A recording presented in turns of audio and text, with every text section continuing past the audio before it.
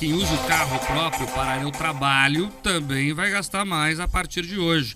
Com o fim da desoneração dos impostos sobre a gasolina e o etanol, o preço na bomba ficará mais alto, apesar de a Petrobras ter anunciado ontem a redução do preço para as distribuidoras. É que essa redução não deve favorecer o consumidor final, ao menos é o que diz a Paranapetro, que representa os revendedores de combustíveis. Em nota, o sindicato afirma que desde a semana passada as distribuidoras estão repassando novos preços para os postos, alegando alterações no mercado externo. Além disso, a Petrobras não supre todo o mercado e as empresas privadas não são beneficiadas com essa redução.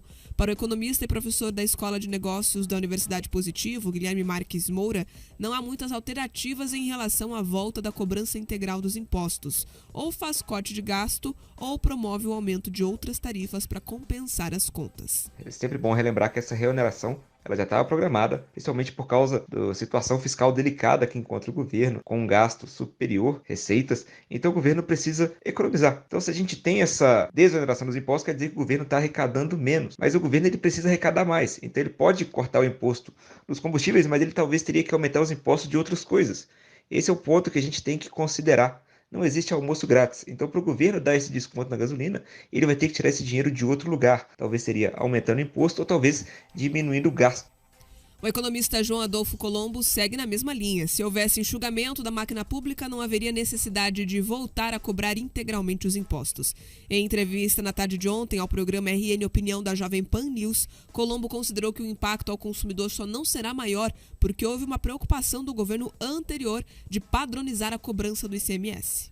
Na verdade, esses impostos já existiam e o Bolsonaro, para tentar conter um pouco a inflação, trazendo ali para o fechamento ano passado próximo dos 6%, a gente teve até aqueles 3 meses de deflação no IPCA, foi por conta desses cortes de combustíveis, mas principalmente aqueles referente aos impostos estaduais, o ICMS. Devo relembrá-los que já foi de, por exemplo, Paraná era 29%, São Paulo era 25%, Rio de Janeiro era 33%, então fora ser alíquotas altas, era todo um dissonante, você ia saindo com o teu carro passando de um estado para o outro, o preço da gasolina caía, aumentava, era uma coisa que para quem trabalha com frete é até difícil de você fazer cálculo, e agora pelo menos deu uma equiparada, todo mundo pagando 18%.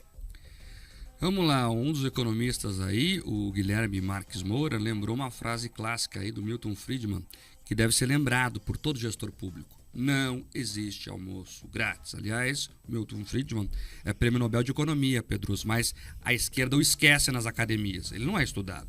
Deveria ser mais. Talvez tivesse menos problemas hoje. Vamos entender esse aumento de combustíveis proposto pelo governo. Primeiro que ele é maluco. Você veja só, pensa comigo aqui, vamos pensar junto.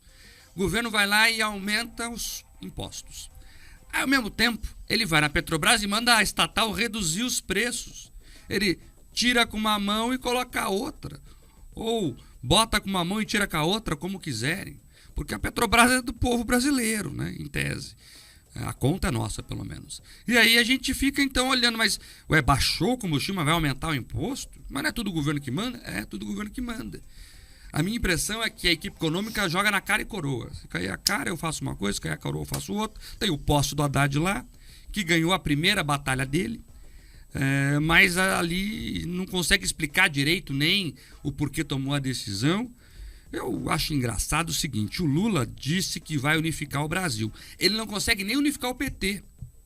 Nesse caso aí, a Gleisi era contra aumentar os impostos, né? O Haddad era a favor, aí brigaram, daí parece que o poste levou a melhor nessa e vamos ver como é que vai ser no próximo embate. Mas não há uma perspectiva de segurança econômica. É o que eu disse, a impressão que tem é que vai jogar a moeda para cima, o que cair, caiu e nós vamos em frente. O Brasil vai ali debilitado em frente. O aumento de impostos sempre é ruim, sempre. Tem um monte de economista agora de canais de esquerda aí dizendo o contrário. Eles estão mentindo para você. Sempre é ruim.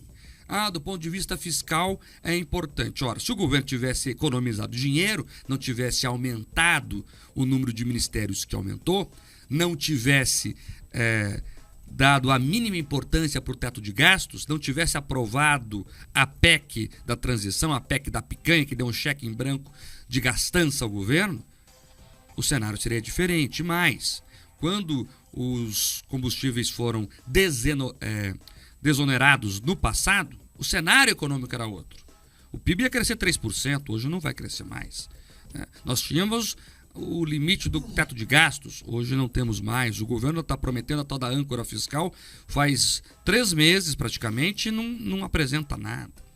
Então, infelizmente, o caminho foi subir os impostos dos combustíveis e aí você olha e não tem para onde correr. Abrimos o jornal com o aumento da passagem de ônibus, né? Quem vai de carro também vai pagar mais na bomba e vamos esperar para ver qual vai ser a próxima peripécia da equipe econômica. E essa imprevisibilidade, Mark, deixa todo mundo maluco, tá? Nós tivemos um fevereiro cuja a queda da Bolsa foi a maior nos últimos 22 anos, se minha memória não falha. Mas e por quê? Nossa, foi o pior fevereiro da história do Brasil, com exceção da pandemia, claro. Foi o pior? Não foi.